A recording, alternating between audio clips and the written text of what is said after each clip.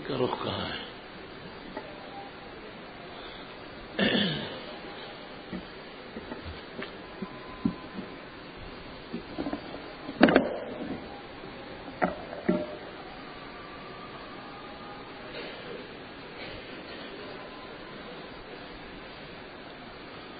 اعوذ باللہ من الشیطان الرجیم بسم اللہ الرحمن الرحیم ومن شهد منکم الشہر فلیصم ومن کان مریضا وعلی سفر فعدۃ من ایام اخر یرید اللہ بکم اليسر ولا یرید بکم العسر وَلِتُكْمِلُوا الْعِدَّةَ وَلِتُكَبِّرُوا اللَّهَ عَلَى مَا هَدَاكُمْ وَلَعَلَّكُمْ تَشْكُرُونَ قال رسول الله صلى الله عليه وسلم قد ظلكم شهر عظيم شهر مبارك شهر رمضان شهر المواساة أوله رحمة وأوسطه مغفرة وآخره عتق من النار أخرجه الترمذي وكثير من أصحاب السنن ورجاله ثقات وسنده جيد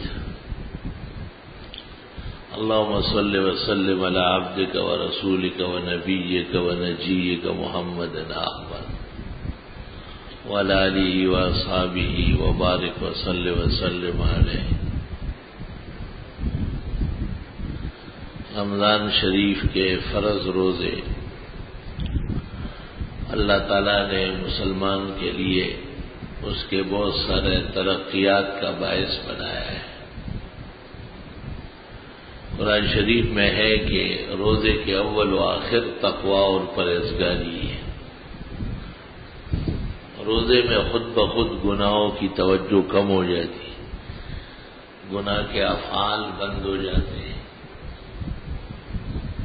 گناہ کے مواقع ختم ہو جاتے ہیں، شیاطین بندے جاتے ہیں. تعجب ہے کہ شیطان بند ہے اور پھر بھی لوگ ناکردنیوں میں ہیں. جواب دیا گیا کہ نفس کی شرارت سے بھی افعال ہوتے ہیں.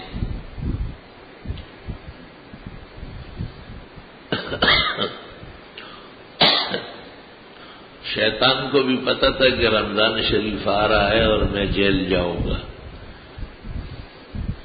تو اس نے پہلے سے اپنے لوگ تیار کیے تھے اور اس نے ایسا بیج ڈالا ہے کہ جس کے بعد وہی پودا اگتا ہے اور وہی پھل آ رہا ہے جس کا نتیجہ معاصی ہے.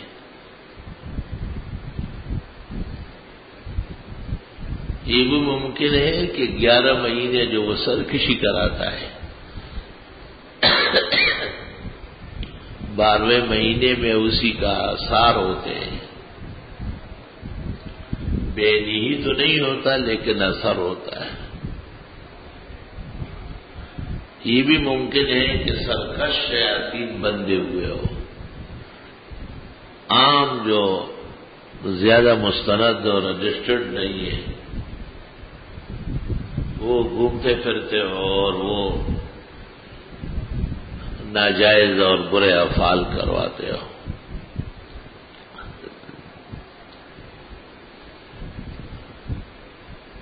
دو دشمن ہیں انسان کے، ایک شیطان اس کو خارجی دشمن کہتے ہیں اور ایک نفس اس کو داخلی دشمن کہتے ہیں.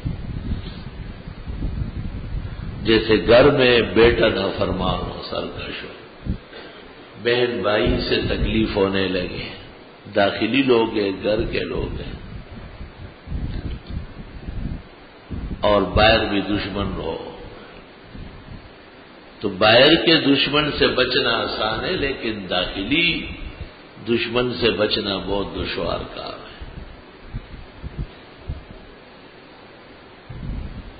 رمضان شریف میں خارجی دشمن تو باندھے جاتے ہیں.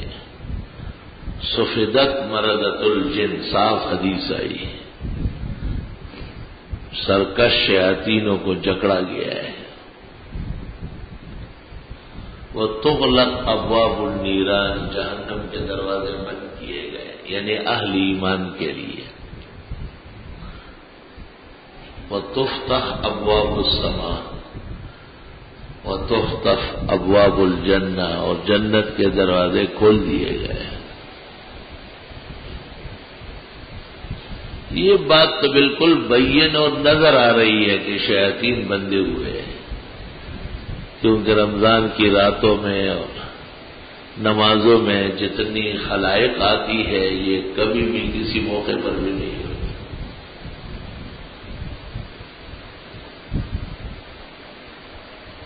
ہمارے نیو کراچی میں ایک دیوانہ تھا، دلدار نام تھا، تو مسجد میں زیادہ لوگوں کو دیکھ کے کہتا تھا کیا رمضان ہو گیا. اس نے زیادہ نمازیوں کا نام رکھا تھا رمضان شریف.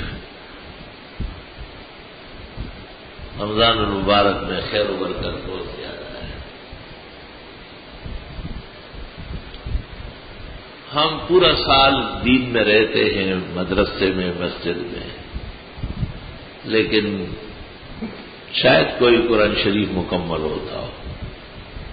کئی نمازوں میں پڑھتے، درس دیتے، لیکن رمضان المبارک میں اور شعبان کے جب تفسیر شروع ہوتی ہے، میرا اپنا خیال یہ ہے کہ 20 قرآن میرے مکمل ہو رہے ہوں،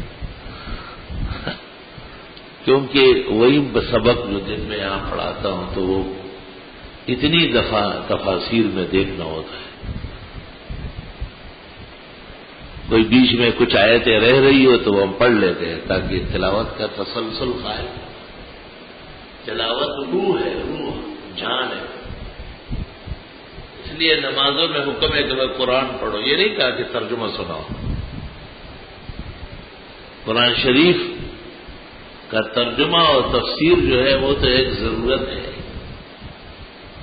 ضرورت خود ہی آتی ہے، لیکن قرآن منزل ہے. اس لیے قرآن کا کہا ہے کہ اس کی حفاظت کروں گا اور اس میں اوپر نیچے نہیں ہونے دوں گا. قرآن شریف حافظ صاحب سناتے ہیں، آج کل محمد انور شاہ پڑھتے ہیں، جو قلب کو گرما دے اور روح کو تڑپا دے، یا رب دل مسلم کو وہ زندہ تمنا دے. امام صاحب کعبے کے ہے، دکتور صالح حمید اور دوست ہیں، بڑے امام ہیں.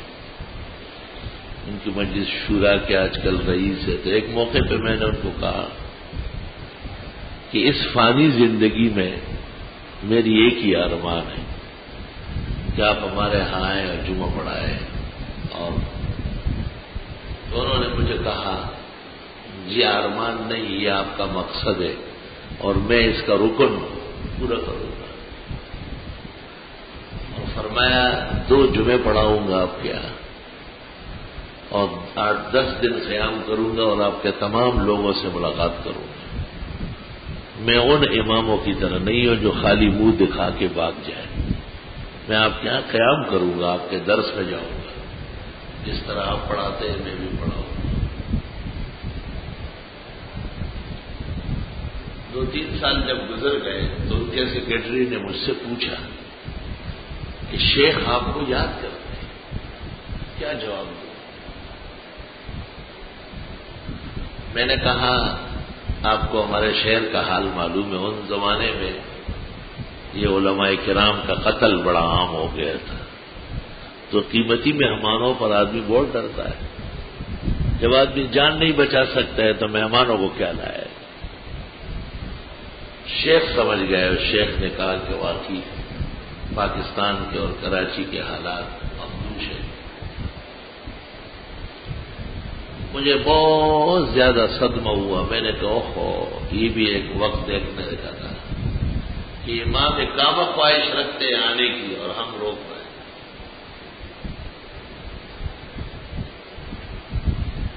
تو میں نے خواب دیکھا اور میں نے خواب یہ دیکھا کہ امام کعبہ ہمارے یہاں تشریف لائے اور وہ تراویح پڑھا رہا ہے. میں بڑا خوش ہوا.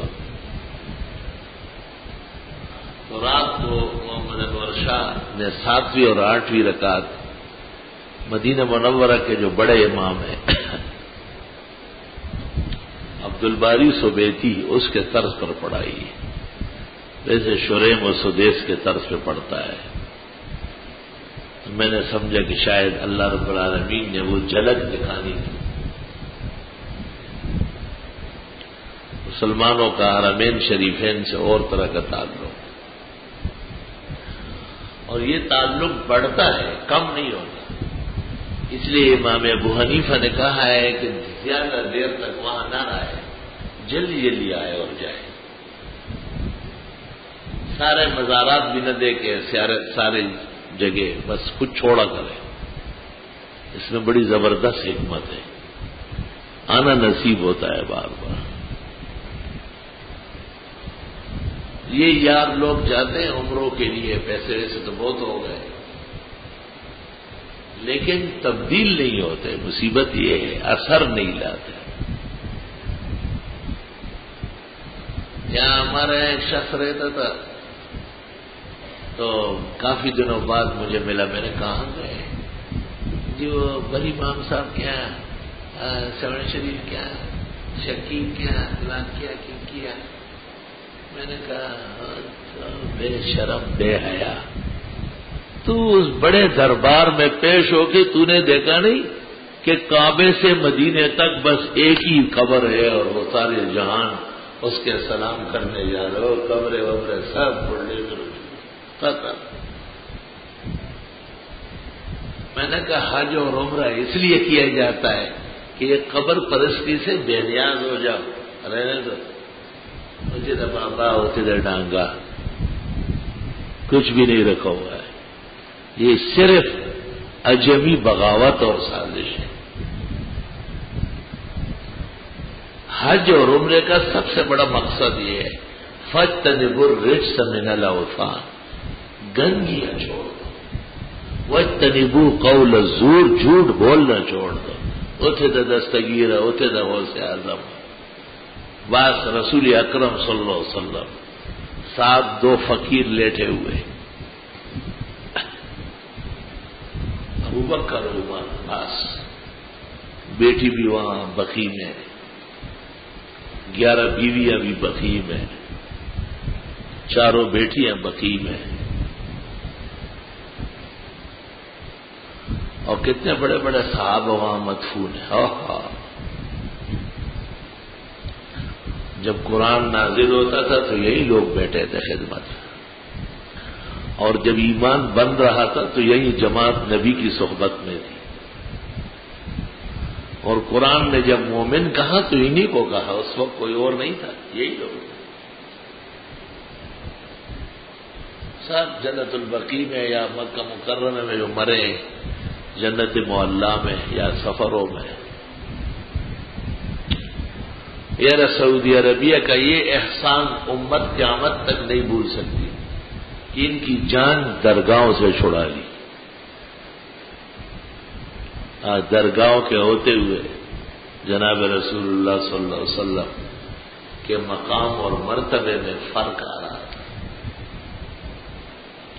وہ ایک قبر ہے جو قبور کا سردار ہے، اور ان کی سرداری مسلمہ ہے۔ 1500 سال ہو گئے، اب بھی پولیس اور فوج کھڑی رہتی ہے۔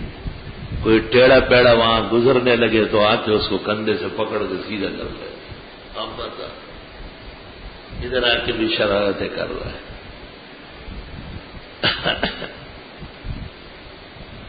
ایک بدعتی آیا میرے پاس، بہت زمانہ ہو گیا، بات چیت کر رہا تھا۔ میں نے کہا دیکھو فرق جو دیوبندی اور بریلوی کا ہے وہ قبر سے ہوگا۔ دیوبندیوں کے یہاں قبریں وبریں نہیں ہوتی، بس مر گئے دفن ہو گئے السلام علیکم، اب اعمال کریں گے پہنچیں گے۔ یہ جو سلسلے بنائے بے بنیاد سلسلے، بڑا خفا ہوا۔ میں نے کہا دیکھو خفا اس بات سے ہو جو شریعت کے خلاف ہو۔ ہمارے پیغمبر تمام پیغمبروں کے اخیر میں آئے، سب نبی آپ سے پہلے گزرے، 2 3 4 ایک دو زمین میں زندہ ہے، ایک دو آسمان میں ہے، باقی سب مر چکے ہیں۔ اگر درگاہ کی کوئی حقیقت ہوتی رسول اللہ صلی اللہ علیہ وسلم صحابہ کو لے کے جاتے کہ آج موسیٰ علیہ السلام کی قبر بناتے، ہارون علیہ السلام کی قبر تو مدینہ میں ہے، یاد ہے؟ ہارون علیہ السلام کی قبر ادھر ہے مدینہ منورہ میں، ایک پہاڑ ہے اس کے اوپر ہے، احد کے اور مسجد نبوی کے درمیان میں ہے۔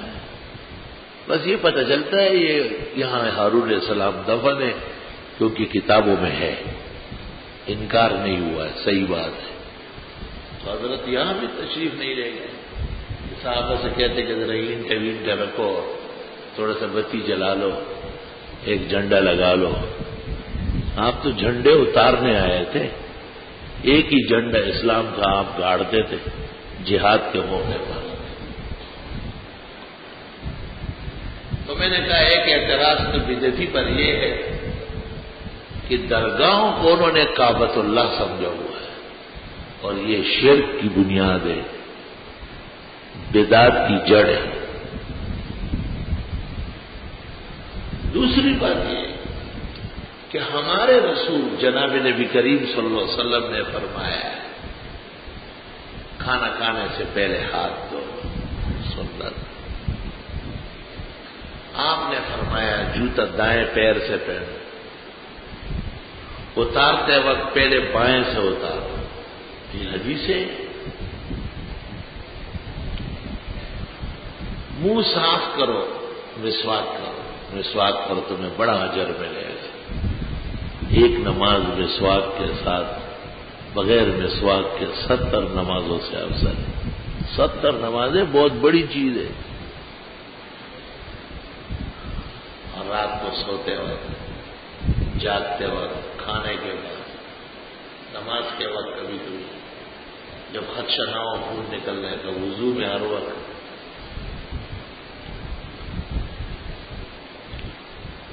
کسی مشروب میں مکھی گر گئی، فرمایا ہوتا دے کے نکالو۔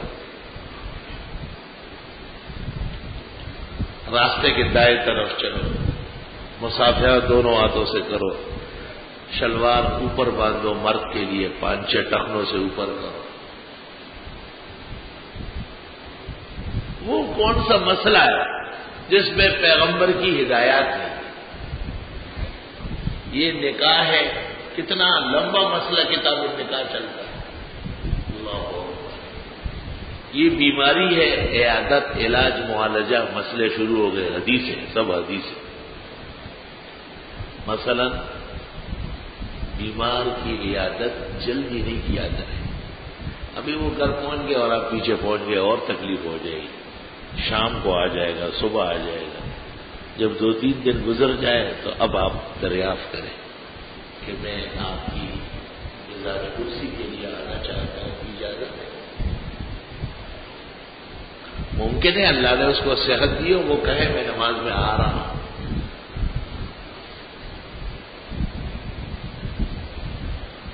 فرمایا عیادت کے لیے جاتے ہوئے کچھ لے کے جاؤ، صلی اللہ علیہ وسلم، پھل فروٹ، پھول کا گلدستہ، توفیق اللہ نے دی ہے، وہاں جا کے دوائیوں کا بل دیکھ لو، وہ آتا میری طرف سے دوست کا تحفے سے تعاون کرو، غریب مسکین کا صدقے اور خیرات سے کرو۔ فرمایا جتنا بھی بڑا مرض ہو تم یہ نہ کہنا کہ تو مرے گا، بلکہ اس کو تسلی دو کہ ٹھیک ہو جاؤ، ستصح ہو انشاءاللہ، ورفعۃ ودرجۃ، درجات بلند ہو رہا ہے، آ کر رہے۔ اگر 5 منٹ بعد کسی کی روح نکلنے والی ہے تب بھی اجازت دے کہ اس کو کہے کہ تو مر رہا ہے، اس دوران بھی اس امید کا امکان ہے کہ اللہ اسے زندگی دے۔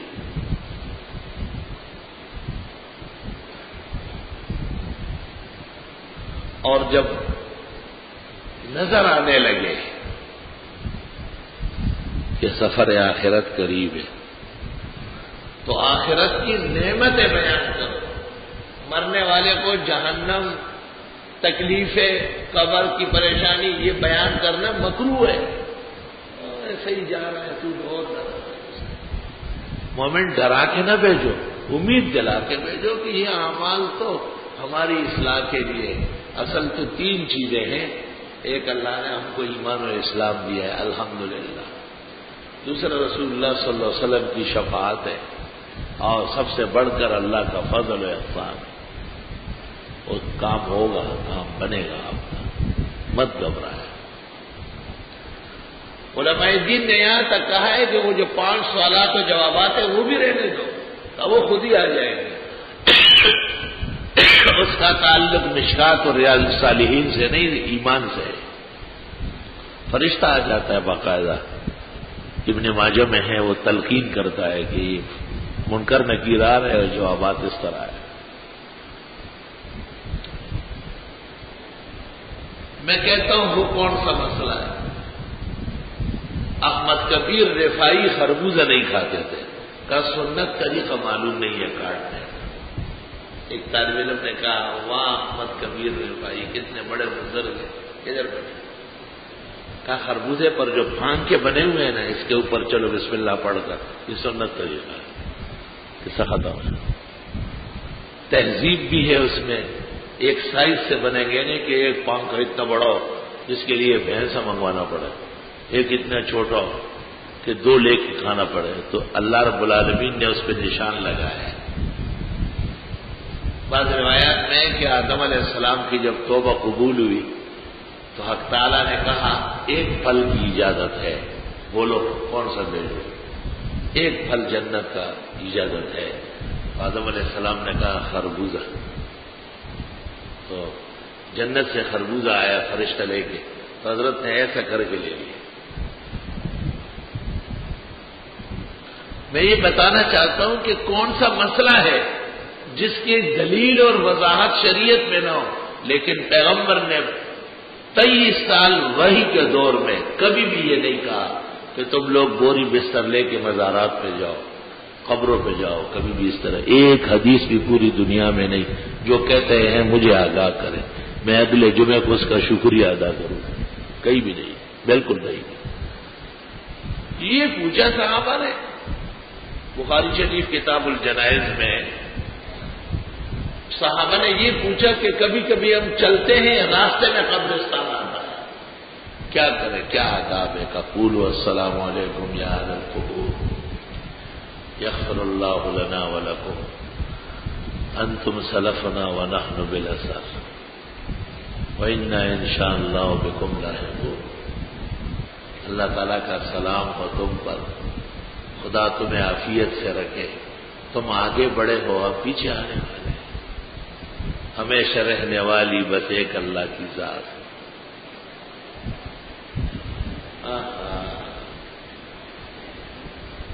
تو عمرہ کرنے والے دوست ہمارے مسلمان بھائی، پہلا کام حج اور عمرے کا یہ کہ ان کا ایمان بنے اور وہ موحد ہو جائے، شرک اور بدعت چھوٹ جائے. فاجتنبوا الرجس من الاوثان، درگاہوں کی گندگی سے جان چھوٹے.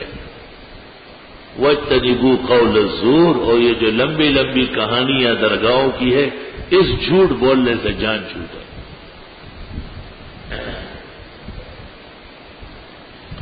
لا الہ الا اللہ. سبحان اللہ. رمضان شریف کا پاک مقدس مہینہ آخری عشرہ شروع ہو رہا ہے.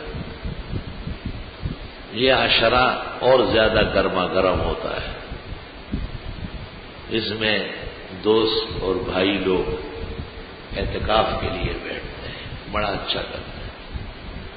میرے بھی ایک عرصے سے عمل تو ہے، اگرچہ کچھ فقیر کا اور بیمار کا کیا اعتکاف ہو. اعتکاف تو طاقتور آدمی کا ہوتا ہے.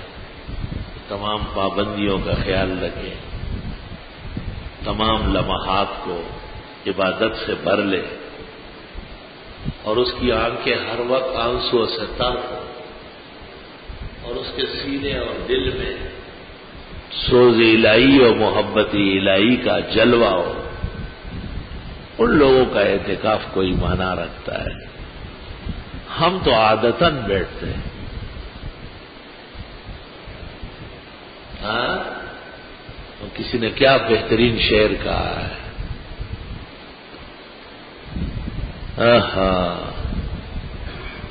تیرے محبوب کا یا رب شباہت لے کے آیا ہوں، حقیقت تو ہی بنا دے، میں تو ایسے ایک ٹوٹا ٹوٹا عمل لے کے آیا ہوں۔ لا الہ الا اللہ۔ بہت سارے احباب اور بزرگ چونکہ اعتماد بھی کر کے بیٹھتے ہیں، ان کی اصلاح بھی کرنی ہے، تقریریں کرنی ہے، ان کو درس دینے، بیانات کرنے ہوتے ہیں۔ معتکفین میں بیشتر نوجوان ہوتے ہیں، وہ دنیا اور دنیا کے ریلے پہلے چھوڑ کر آتے ہیں۔ بڑا احسان ہے اور بہترین قربانی ہے، حق سبحانہ و تعالی قبول فرمائے۔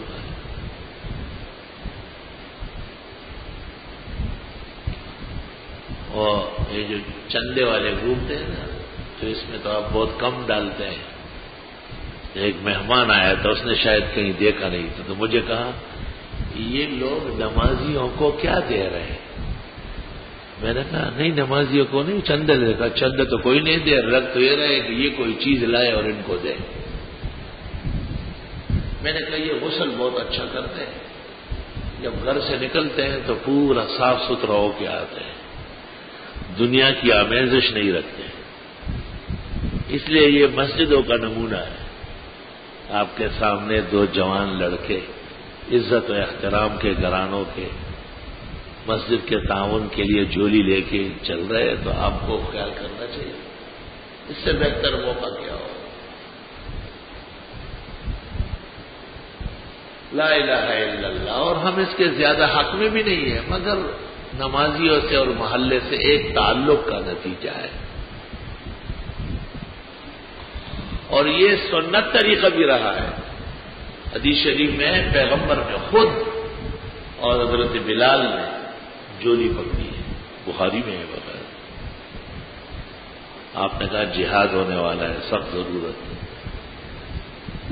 اور بخاری شریف میں آپ خطبے کے دوران اعلان کرتے تھے کہ اے لوگوں، فلاں کام درپیش ہے، اس کے لیے تعاون جمع کرو۔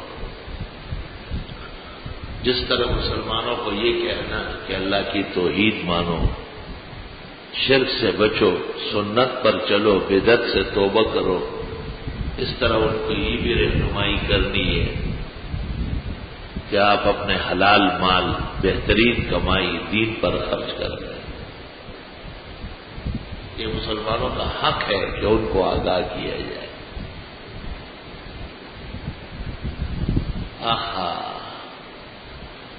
تو مسجدوں میں معتکفین بیٹھتے ہیں لاکھوں کی تعداد میں۔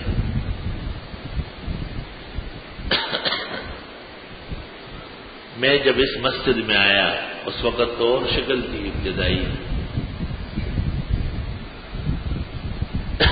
طالب علمی کا زمانہ تھا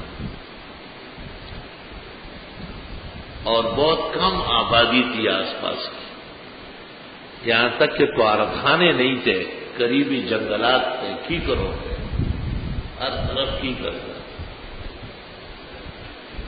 اسی میں لوٹے اور ڈھیلے رکھے ہوتے تھے، لوگ اندر جاتے تھے۔ ہمیں بڑی فکر ہوئی کوئی عالم بزرگ آ جائے گا پھر کیا ہوگا، تو اس طرف ایک طہارت خانہ بنایا گیا۔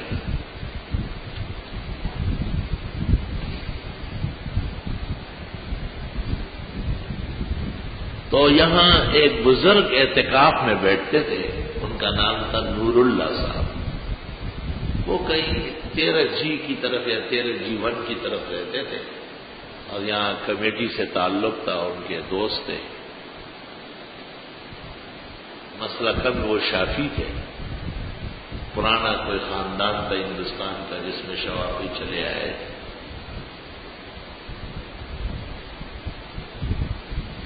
اور وہ یہاں اعتکاف کرتے تھے۔ مجھے اس پر اشکال یہ ہوا کہ اعتکاف کے لیے محلے کے لوگوں کا بیٹھنا ضروری ہے. یہ تو 4-6 محلوں سے آگے سے آ رہا ہے. آیا ان کے بیٹھنے سے سنت ادا ہوگی یا نہیں؟ تو میں نے اس زمانے کے جو بزرگ نمازی تھے ان سے کہا کہ کوئی بیٹھے گا؟ انہوں نے کہا یہ کام ہم نہیں کر سکتے. جیسے آپ کہتے ہیں نا کہ میرے لیے بہت مشکل ہے. میں نے کہا اچھا. میں نے دل میں سوچا کہ عالم کو لوگوں کو کہنا بعد میں ہے، خود پہلے بیٹھنا ہے. میں نے اعلان کیا کہ میں بیٹھوں. تو میرے ساتھ پہلے ہی سال یہاں کے 8 آدمی بیٹھ گئے. بہت بڑی تعداد تھی اس وقت. اگلے سال 24 ہو گئے اور اس کے بعد 75-70 اور اس کے بعد سینکڑوں ہزاروں کی تعداد ہو گئی. غالباً یہ 1976 کی بات ہے. 76 سے لے کے اب تک الحمدللہ کوئی ناغہ نہیں ہوا. بیچ میں کبھی کبھی سرکاری مہمان ہو جاتے تھے. کچھ وقت ایسا گزرا ہے کہ بلا ناغہ ان ایام میں گرفتاری ہوتی تھی. رشک نہ کرنا میری راحتوں پہ آج تم، ایک دور گزارایا ہوں میں درد ستم کا. آسان ہے کام نہیں. نامی کوئی بغیر مشقت نہیں ہوا، اور 100 بار جب عقیق کٹا تب نہیں ہوا. لا الہ الا اللہ. یہ طریقہ قرآن نے بتایا. وَأَمُرْ أَهْلَكَ بِالصَّلَاةِ، اپنے لوگوں کو نماز کا کہے. وَاسْتَبِرْ عَلَيْهَا، اور خود بھی اس پر جم کے رہے. کیا مطلب ہے جم کے رہنا؟ آپ نمازیں پڑھے نا بیٹے، آپ نماز نہیں پڑھتے اور آپ نہ پڑھے تو وہ کہے لے اتنا ضروری ہے تو ابا کیوں نہیں پڑھتا؟ آپ بھی نماز پڑھیں، پڑھ کے دکھائے. اور وَاسْتَبِرْ عَلَيْهَا دوسری تفسیر یہ ہے کہ آپ اس کہنے کو بھی جاری رکھیں، تھکے نہیں کہ میں تو جی کہہ چکا ہوں. اور جب تک روح نکلی نہیں کہنا پڑے گا. جب تک لوگ بنے نہیں ہیں آپ کو کہنا ہوگا. بشنود یا نشنود منہائے ہوئی می کو نہ. فارسیان کہتے کوئی مانے نہ مانے ہم نے تو بیان کرنا ہے.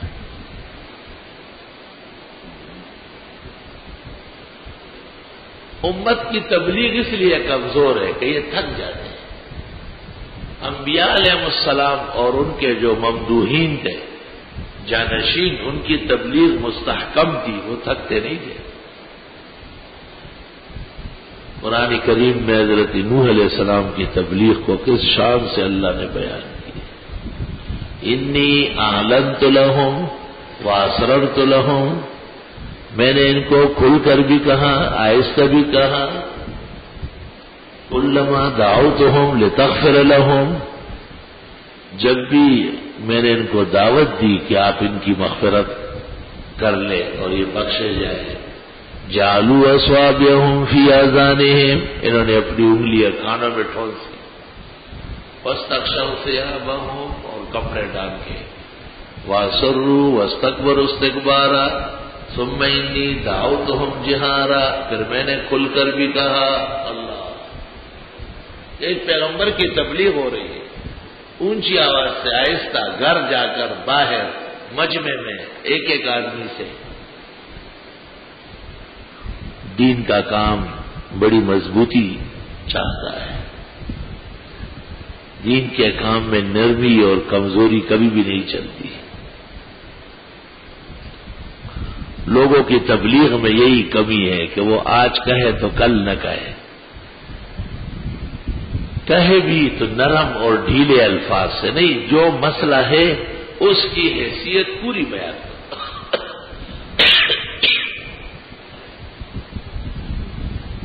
اللہ اکبر. حضرت علی کو فتح خیبر کے لیے بھیجا. بخاری شریف مغازی میں ہے. خیبر کے فتوحات میں کچھ تکلیف دی.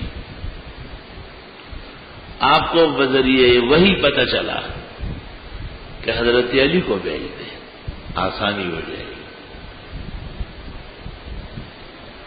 حضرت علی رضی اللہ تعالیٰ عنہ جب تشریف لے جا رہے تھے تو آپ سے پوچھا کہ جاتے ہی ان کی پٹائی لگاؤ جو وہاں قابض لوگ یہ قلعوں میں 7 قلعے تھے. حافظ نے فتح الباری میں لکھا ہے 7 قلعے تھے بڑے بڑے.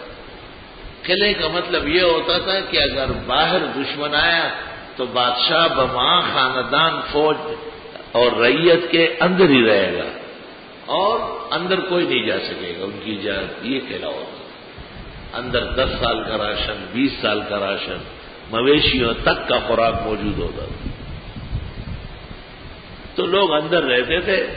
فولادی اور آنگنی دروازے اور دیواریں ہوتی تھی.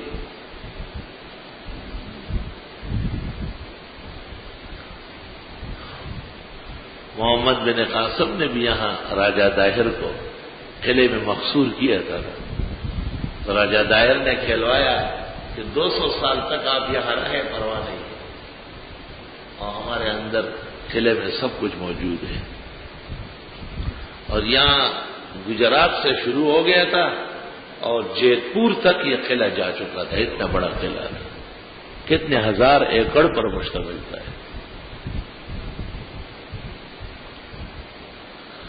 اور پھر وہ خاص طریقے سے محمد بن قاسم اس میں پہنچ گیا اور سیدھا راجہ داہر کے کمرے میں اتر گیا. مسلمان سے پسالاروں نے بھی انمٹ نقوش چھوڑے. آسمان و زمین کو حیران کیا ہے. مسلمان سے پسالار جب اسلامی ہراول دستے کو لے کے نکلتا تھا تو آسمان و زمین سے ان کی مدد ہوتی تھی اور پیچھے نہیں پلٹتے تھے. اور انہیں جان دینا کچھ مشکل کام نہیں تھا. یہ تو ایک عام مسئلہ تھا شہادت.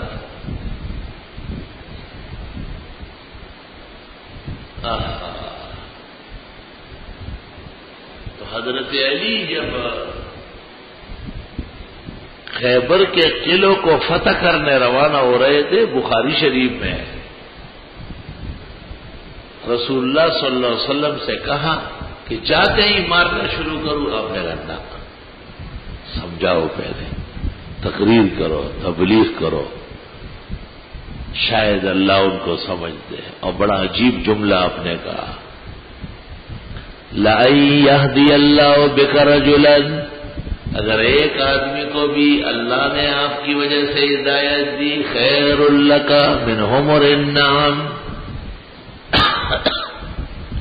یہ دنیا کے بڑے معلومات سے افضل ہے. دنیا کا معلومات کیا ہے؟ جب زرداری صاحب کرسی سے اتریں گے تو کچھ بھی نہیں ہوگا. اور ان کے ہوتے ہوئے ملک کا کیا حشر ہے؟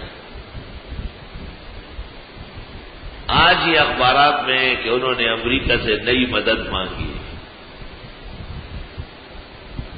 امریکہ کے اہداف کو ٹھکانے لگانے کے لیے ایک اور کھڑکی لگائی ہے. کھڑکی شکار کے لیے. دنیا سے کوئی شیر نہیں ہوتا. جس کو 5 لاکھ چاہیے اگر اس کو 6 لاکھ ملے تو وہ کہے گا 10 کیوں نہیں ملے. اور جس کو 20 لاکھ چاہیے اور اس کو 25 لاکھ ملے تو وہ 40 کے تگ و دو میں کتے سے زیادہ تیز دوڑے گا. ایسا پاگل ہو جائے گا. یہ بڑے بڑے لینڈ لارڈ جن کی جائیدادیں اور سرمایہ بہت طویل و عریض ہے. آپ ان کا بھوک پن تو دیکھیں کیسے کیسے اسکینڈل بنتے ہیں. انہیں نہ کوئی عزت کا خیال نہ اولاد کا نہ کسی چیز.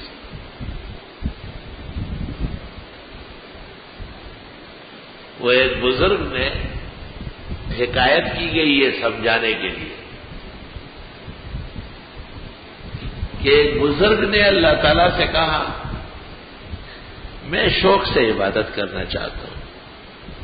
شیطان بڑا خبیث ہے. یہ مجھے کہتا ہے کل کیا کھاؤ گے اور پرسوں کیا کھاؤ گے.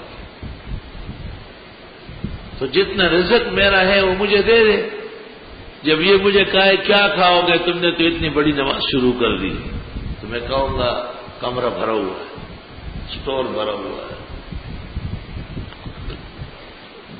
اللہ تعالیٰ نے کہا ٹھیک ہے، میرے پاس کیا کمی ہے، آپ کے کئی سٹور بھر کے دے دیتے، لیکن یہ باز نہیں آئے گا، یہ آپ کو پریشان کرے گا۔ چنانچہ ان کی خواہش پر وہ مطلوبہ راشن کا انتظام ہوا، اور چند دن کے لیے نہیں، سال بھر کے لیے کیا گیا۔ اب جب اس نے نماز کی نیت باندھی تو شیطان آیا اور اس نے کہا اس میں کیڑا لگ جائے گا، پھر کیا کرو گے؟ اور اس میں صرف پارا ڈالو گے یا کہیں سے دوا منگواؤ گے؟ خود صاف کرو گے یا مزدور لگاؤ گے؟ سلام پھیر کر کے اللہ کے سامنے معافی مانگنے لگا، کہا خدایا چھوڑتا ہی نہیں، کہا اسی کے ساتھ چلتے ہوئے مجھ تک پہنچنا ہے، اور اس کی ماننی نہیں ہے، اس کی باتوں سے ڈرنا نہیں۔ شیخ سعدی اس لیے کہتے ہیں نی منانی گر خورد مردے خدا اور بزل درویشاں کو ند نیمی دیگر۔ اللہ والوں کو اگر آدھی روٹی مل جائے وہ کہتے ہیں یہ بھی زیادہ ہے، اس کی آدھی میں لیتا ہوں، آدھی ایک اور ملنگ کو دیتا ہوں۔ اور بادشاہاں گر بگیرد مل کرا ہم چنا در فکر اقلیمی دیگر۔ اور بادشاہوں کو جب ایک سلطنت مل جائے تو ان کی بھوک اور بڑھ جاتی ہے اور ایک اور کے در پہ ہو جاتی ہے۔ حدیث شریف میں بنی آدم کا پیٹ جو ہے یہ قبر کی مٹی سے بھرا جائے، دونوں طرف خالی ہو جائیں گے، بیچ کیڑے کھا جائیں گے، اور پھر اس میں مٹی گرتی رہے گی۔ آیا ذل بیا پدے لار راشا اور پخماروس ترگ میں پریوتل گردنا۔ ایک شاعر اپنے دوست کو روتے ہوئے کہتا ہے کہ ذرا میری قبر سے گزر جاؤ، وہ میری خوبصورت اور بہترین آنکھوں پر مٹی گر رہی ہے، اور زمک کلنگ زور اور دے اور زوانان خود دکڑے اور آلے گے تش پالنگنا۔ زمین تیرا ٹیکس بڑا بھاری ہے، پورے پورے آدمیوں کو رکھ لیتی ہے، خالی پلنگ واپس لے لیتی، خالی پلنگ آ رہے لوگ اندر نہ۔ اس کا انتظام صرف انبیاء علیہ السلام کے ذریعے اللہ نے کیا ہے، اور وہ ہے بہترین اعمال۔ یہ آخرت کا سکہ ہے۔ روزہ پورے کے پورے روزے، ایک روزے کو کوئی نقصان نہ پہنچے، گلم گلوچ اور گناہ تو چھوڑو، علماء کرام کہتے بسیار گوئی، زیادہ باتیں وغیرہ، یہ بھی خلاف ہے روزے کے مزاج، روح روزے کے خلاف۔ آرام، تلاوت، ذکر، دعا، ضروری کلام۔ پشتو میں کہاوت ہے جب کوئی بہت باتیں کرتا ہے تو اس کو کہتے ہیں لگتا ہے آج تیرا روزہ نہیں ہے، روزہ ہوتا تو گفتگو کم کر لے۔ فضول باتیں اور گانے بجانے اور جھوٹ اور بہتان اور غیبت تو چھوڑو، عام جائز باتیں وہ بھی کم کرنا چاہیے۔ رمضان شریف کا روزہ ہے، بہت مبارک دے رہے ہیں۔ آپ کی تشریف آوری اور آپ کے دین سیکھنے کا جذبہ بہت زیادہ ہے، یقین کر لو رمضان میں بیان کرنے کے حق میں نہیں، بس بیان ہی بیان ہے، مگر پھر اس لالچ میں کہ شاید اللہ کسی کو عقیدے اور عمل کی پختگی نصیب فرمائے۔ حکیم الامت مولانا اشرف علی ایک مقام پر لکھتے ہیں کہ یہ جو لاؤڈ سپیکر سے ہم بیان کرتے ہیں، فرمایا لاؤڈ سپیکر سے میرے سر میں باریک سا درد رہتا ہے، ہلکا سا درد، طبیعت نہیں چاہتی۔ پھر فرمایا کیا کرو، لوگوں کا فائدہ ہے، ان کے فائدے کے لیے یہ درد برداشت کرو۔ لا الہ الا اللہ، استغفر اللہ واتوب الیہ۔ خداوند تعالی کل عالم کے مسلمانوں کے روزے، تراویح، تلاوت، ذکر، دعا قبول فرمائے، اور آج رات سے جو معتکفین بیٹھ رہے ہیں، اللہ رب العالمین ان کا اعتکاف بھی قبول فرمائے، آسان فرمائے۔ میں نے رات کی نشست میں کہا ہے کہ معتکفین کا اعتکاف ٹوٹنے سے بچاؤ، گناہوں سے بچاؤ۔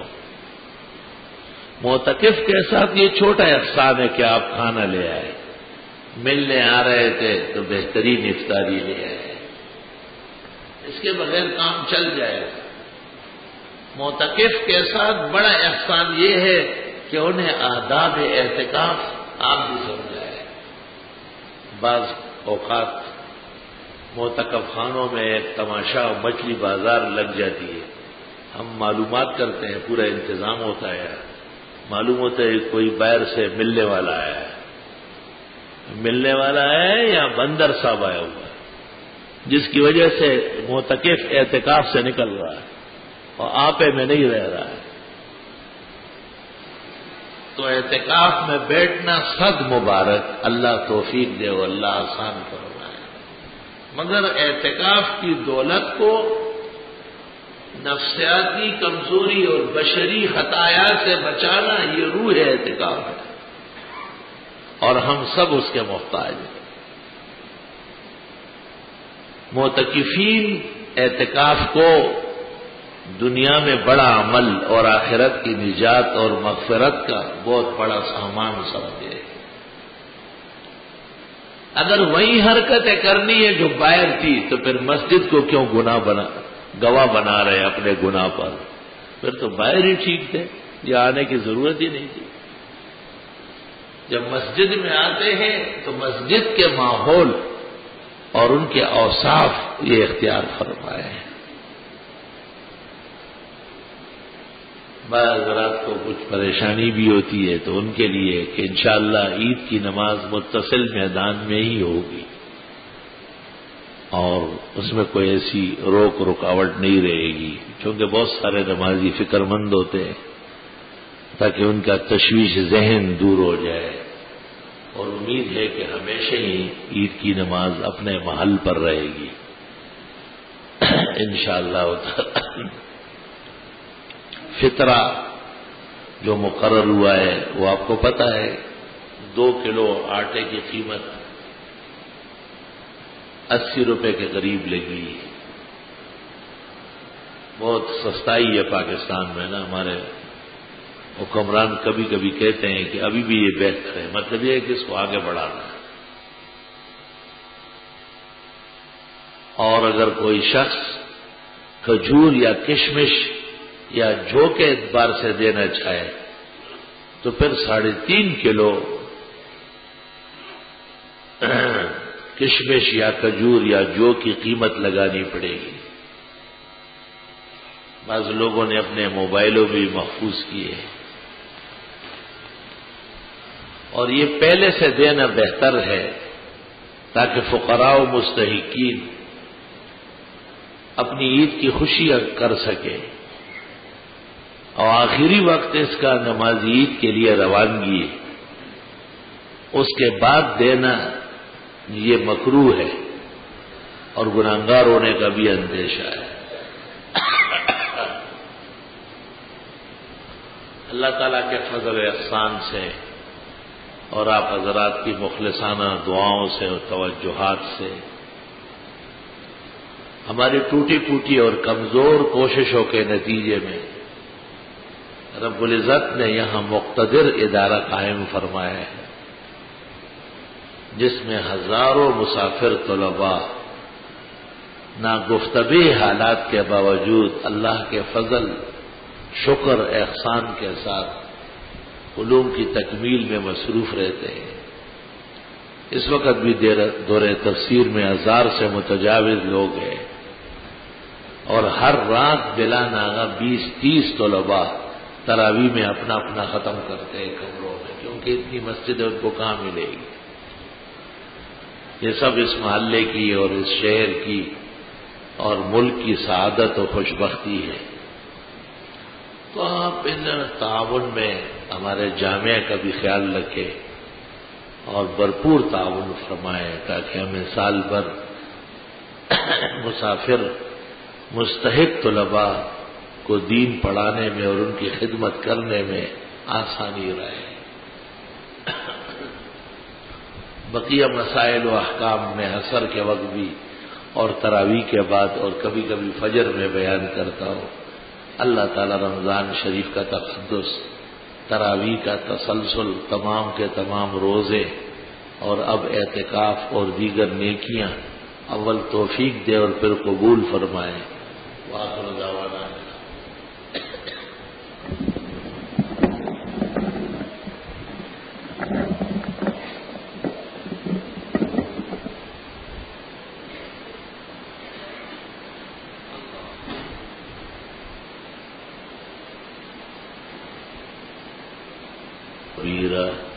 أشهد أن لا إله إلا الله وحده لا شريك له وأشهد أن سيدنا ومولانا محمدا أحمد عبده ورسوله صلى الله تعالى عليه وعلى آله وأصحابه وبارك وسلم عليه.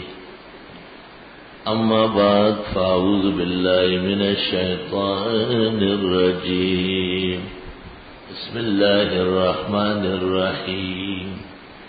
شهر رمضان الذي أنزل فيه القرآن هدى للناس وبينات من الهدى والفرقان ومن شهد منكم الشهر فليصم. وقال النبي صلى الله عليه وسلم شهر رمضان أوله رحمة وأوسطه مغفرة وآخره عتق من النار. وقال صلى الله عليه وسلم خصلتان لا بد لكما عنهما أن تكسروا وقولوا لا إله إلا الله وأن تستغفروا ربكم.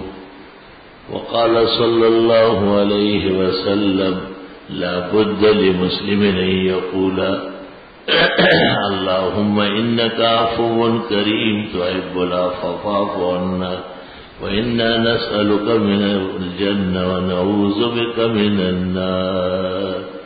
بارك الله لنا ولكم في القرآن العظيم ونفعنا وإياكم بالآيات والذكر الحكيم.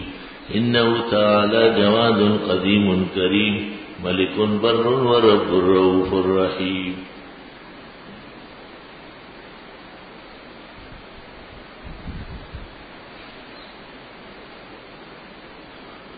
الحمد لله جل وعلا وصلى الله وسلم على رسوله المصطفى ونبيه المجتبى وأمينه على وحي السماء وعلى آله النجبى وأصحابه الأتقياء أفضل الخلائق بعد الأنبياء ومن بهديهم اقتدى وبآثارهم اقتفى من المفسرين والمحدثين والفقهاء إلى يوم الجزاء. أما بعد فقد قال النبي صلى الله عليه وسلم الله في أصحابي لا تتخذوهم غرضا من بعدي فمن أحبهم فبحبي أحبهم ومن أبغضهم فببغضي أبغضهم وخير القرون قرني ثم الذين يلونهم ثم الذين يلونهم. وقال صلى الله عليه وسلم لا تسبوا أصحابي فإن أحدكم لو أنفق مثل أحد ذهبا ما بلغ مد أحدهم ولا نصيفه. إن الله يأمر بالعدل والإحسان وإيتاء ذي القربى وينهى عن الفحشاء والمنكر والبغي يعظكم لعلكم تذكرون.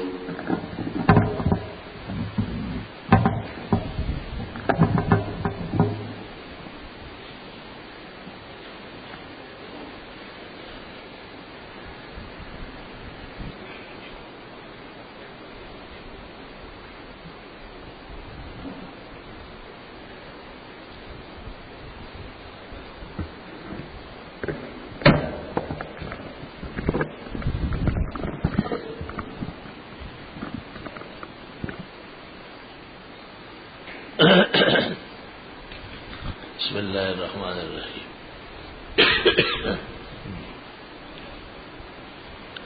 آگے آتے ہوئے نمازیوں کا خیال رکھیں. رمضان شریف کی رات میں کوئی خاص عبادت جس کا ثواب زیادہ ہو. اللہم انک عفو کریم تحب العفو فاعف عنا، یہ دعا. وَإِنَّا نَسْأَلُكَ الْجَنَّةَ وَنَعُوذُ بِكَ مِنَ النَّارِ لَا إِلَٰهَ إِلَّا اللَّهُ نَسْتَغْفِرُ اللَّهَ وَنَسْأَلُهُ السَّلَامَ وَالْعَافِيَةَ. پیغمبر نے خود تعریف کی. زمین خرید لی اور مکان بنا کر بیچنے کہہ رہا تھا کیا زکوٰۃ زمین نہ مکان پہ زکوٰۃ ہے اور نہ زمین پہ. یہ تو ہر جائیداد کے بارے میں خیال ہے کہ بیچوں گا، یہ تجارت نہیں ہے. دونوں چیزوں پہ زکوٰۃ نہیں ہے.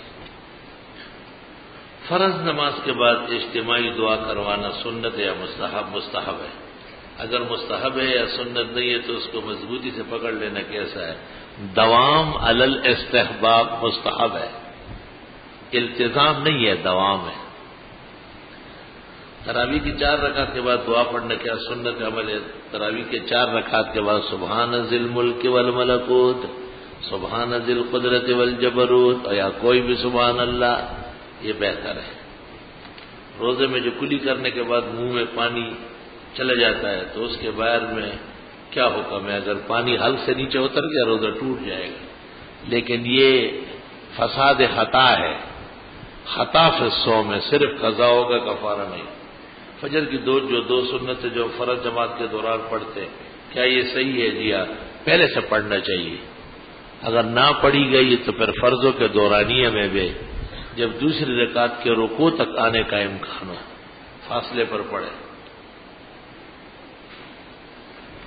فتح رشیدیہ میں کہ یہ بات لکھی ہے کہ کب وہ حلال ہے. فتح رشیدیہ میں لکھا ہے کہ زاغ معروف حلال ہے، یعنی گنگوہ کے اندر اس وقت وہ زاغ زیادہ تھا جو حلال ہے، جس کو ہم کہتے ہیں زاڑی یا سرخکا. اور یہ جو کالا رافضی ہے یہ نہیں تھا. یہ سب کے سب محمد رضا خان صاحب کے یہاں جمع تھے، اس لیے انہوں نے زیغ و زاغ لکھ دیا. یہ تو فقہی مسئلہ ہے. دمیری نے حیات الایوان میں لکھا الغربان کلھا حلال عند ابی حنیفہ، تمام قسم کے کوے امام ابو حنیفہ کے یہاں حلال ہے. اگرچہ غلط لکھا ہے. 4 قسمیں اس کی، ایک چیل ہے، ایک یہ کوا، یہ بال اتفاق حرام ہے. 2 قسمیں اور ہیں، ایک زاغ ایک سرخکا، وہ دونوں حلال ہیں. زکوٰۃ کی رقم کسی بھی غریب کو بغیر 100% تحقیق کے وہ زکوٰۃ کا مستحق دے سکتے ہیں. حج کے 5 روز کے علاوہ کیا باقی دنوں میں اپنے کاروبار کے کچھ وقت دیا جا سکتا ہے؟ کیا لکھا ہے حج کیا لکھا ہے؟ حج کیا بات تو حج لکھا ہوا ہے. فقراء و مساکین نہ ہو تو صدقۃ الفطر کس کو دیا جائے گا؟ فقراء و مساکین پاکستان سے چلے گئے. خیر تو ہے، کوئی خواب میں لکھ رہے پرچیاں یا کہیں انگلینڈ وغیرہ میں بیٹھ کے لکھا ہوا ہے. اپنے رشتے داروں کو صدقۃ الفطر دے سکتے ہیں. صدقہ فطر کا تعلق رشتے سے نہیں ہے، استحقاق سے ہے. اگر وہ بھی فقیر مفلس ہے تو دے سکتے، ورنہ نہیں. ایک روزے کا فدیہ شرعی مقدار کے لحاظ سے کتنا ہے؟ جتنا ایک فطرانہ ہے. موجودہ کرنسی کے اعتبار سے کتنے پیسے بنتے ہیں؟ کم از کم ایک فطرہ، ورنہ ایک مسکین کے 2 وقت کا معتدل کھانا، روٹی اور گوشت. قبر پر ہاتھ اٹھا کر دعا مانگنا ثابت ہے. سسر کے فوت ہو جانے پر کوئی ساس اپنے داماد سے عدت کے دوران پردے کا مطالبہ کر سکتی. داماد اور ساس کا تو رشتہ تابیدی ہے، کبھی بھی نکاح نہیں ہو سکتا. لیکن اس زمانے میں لوگوں میں گناہ بڑھ گئے، اس لیے داماد اور ساس کے درمیان اگر ایسے موقع پہ پردہ ہو تو مناسب ہے. ساس سسر مستحق ہو تو زکوٰۃ دے سکتے جی. زکوٰۃ کی رقم سے کسی مستحق کو خوشبو عطر وغیرہ دے سکتے ہیں. 5 تولہ سونا اور 10,000 روپے پر 1 سال گزر گیا، زکوٰۃ کس کس پر آئے گی؟ 10,000 روپے وہ چاندی کا نصاب بھی نہیں ہے، کیونکہ چاندی 52,500 روپے بنتی ہے اور سونا بھی پورا نہیں ہے، اصولاً تو ایک پر بھی زکوٰۃ نہیں ہے، نہ 5 تولے سونے پر ہے نہ 10,000 روپے پر ہے۔ روپے کا حساب چاندی کے اعتبار سے ہوگا، وہ 52.5 تولے چاندی کی قیمت 22 یا 22,500 بنتی ہے، وہ بھی پورا نہیں ہے۔ اور سونے کے لیے 7.5 تولے ضروری ہے، الگ تحقیق دونوں پر زکوٰۃ نہیں ہے۔ دینا چاہے تو سب کو چاندی سمجھ کر دے سکتے ہیں، جبکہ ہمارے کچھ علماء 1 تولہ سونے پر بھی ہے، وہ یہ دیکھتے ہیں کہ سونے کا 1 تولہ 30,000 اور 32,000 ہے، لیکن شریعت نے تو 20 مثقال کہا ہے، 1 مثقال نہیں کہا ہے، اس لیے ان بزرگوں کا یہ فتویٰ یقیناً غلط ہے۔ اگر مریض کی اپنی سانس فوت ہو چکی ہو اور اس کو اگر مریض کی اپنی سانس ٹوٹ چکی ہو اور اس کو اسپتال میں مشینوں پر رکھ کر مصنوعی سانس دی جا رہی ہے، ڈاکٹر نے بھی جواب دیا، بس ڈاکٹر نے اپنے گھر والوں کی تسلی کے لیے مشین پر رکھا ہوا ہے، بہرحال وہ مر چکا ہے اور اسے مزید تکلیف دینا گناہ ہے۔ ایسی مسجد جہاں جمعہ نہ ہوتا ہو وہاں اعتکاف درست اور صحیح ہے۔ 5 وقت نماز ضروری ہے باجماعت۔ اگر کوئی مسجد فیکٹری کارخانے کی ہے جہاں 2 یا 3 نمازیں وہاں اعتکاف نہیں ہوگا، جمعے کے لیے تو کہیں جا سکتا ہے۔ میں امریکہ میں ایک مسلمان کے ریسٹورینٹ میں کام کرتا ہوں، وہاں مرغی اور گائے کا گوشت حلال ہے۔ کیا میرے پیسے حلال ہے؟ جی حلال ہے، کیوں نہیں؟ حلال نہیں، اور مرغوں کا گوشت حلال نہیں ہے، کیا مطلب ہے حلال نہیں ہے؟ مرغی تو حلال جانور ہے اور گائے بھی، کیا جھٹکا ہو رہا ہے کیا؟ تاہم ایسے مقام پر رزق کمانا جہاں اتنا صریح جرم ہو رہا ہے اس سے بچنے میں خیر ہے۔ بچی کا نام رملہ رکھنا کیسا ہے؟ درست ہے، نام رہا ہے، ریت کے معنی میں بھی ہے اور بیوہ کے معنی میں بھی۔ عشاء کی جماعت کے ساتھ نماز ادا نہیں کی تو وتر بھی جماعت کے ساتھ ادا نہیں کریں گے، نہیں یہ غلط ہے۔ عشاء کی جماعت تو نہیں ملی مگر عشاء اپنی پڑھ لی، اس کے بعد تراویح با جماعت وتر با جماعت پڑھیں گے۔ خدا نہ خواستہ اگر کسی نے عشاء پڑھی ہی نہیں ہے، نہ وہ تراویح پڑھ سکتا ہے نہ وتر، اور اگر تراویح کی جماعت کی 1 رکعت بھی نہیں ملی تو وہ وتر با جماعت نہیں پڑھ سکتا۔ تراویح میں ختم قرآن کے دن لوگ پانی کی بوتلیں امام صاحب کو دیتے ہیں پھونک مارنے کے لیے، کیا یہ طریقہ درست ہے؟ اور دم کرانا درست اور صحیح ہے۔ تراویح کا نماز نفل یا سنت، اس کی نیت بھی سنت ہے، بس یہی نیت کافی ہے کہ میں تراویح پڑھ رہا ہوں۔ فاطمہ کرنا منع ہے جبکہ بچہ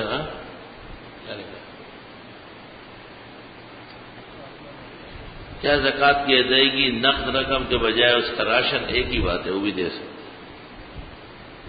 عمرہ اور حج کی ادائیگی میں یہ مسئلہ درپیش ہے۔ جب جماعت نماز کے لیے بنتی تو اچانک چند خواتین ہمارے دائیں بائیں سامنے کی صف میں شامل ہو جاتی اور منع کرنے کے باوجود نہیں ہٹتی۔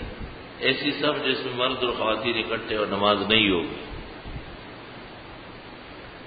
وہاں تو بڑی سختی ہے، لیکن یہ پتہ نہیں کہاں آپ عورتوں کے صف میں گئے، کہاں گئے؟ ہم نے تو 30 سال سے اللہ نے آنے جانا نصیب کیا ہے، کبھی بھی ایسا نہیں ہوا کہ عورت ہماری صف میں آئے۔ معلوم ہوتا ہے کہ آپ ان کی صفوں میں جا رہے ہیں۔ صوبہ سرحد کی حکومت نے فیصلہ کیا آئندہ رمضان اور عید سعودی عرب کے ساتھ منائیں گے، اس میں کوئی شرعی قباحت نہیں ہے۔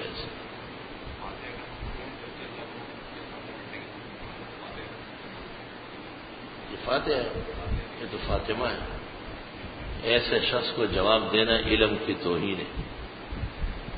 بغیر سامع کے تراویح پڑھانا کیسا ہے؟ کوئی حرج نہیں اگر اطمینان ہے اور صحیح پڑھ رہا ہے۔ پانی پینے کے احکام کیا ہے؟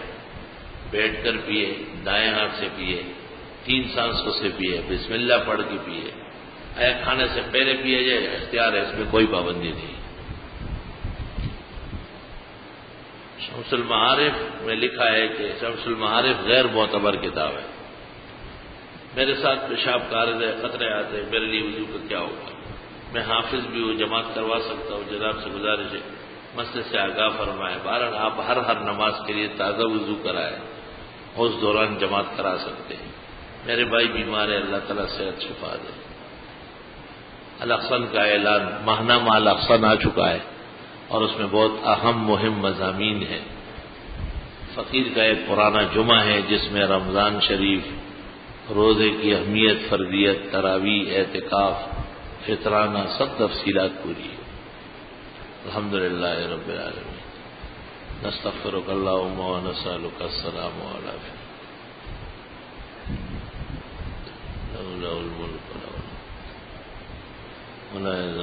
ہمارے بزرگ حاجی عثمان صاحب کی صحت شفا کے لیے دعا فرمائے. اور بھی بہت بیماران ہیں، اللہ سب کو صحت شفا عطا فرمائے. اعتکاف میں بیٹھنا اللہ آسان فرمائے. جو حضرات بیٹھ رہے ہیں اللہ انہیں آداب، پابندیاں، احترام، تقدس نصیب کرے. مسجد کا ماحول سازگار رہے اور دورہ تفسیر کی نشست بخوبی، بآرام، بتسلی تکمیل کو پہنچے.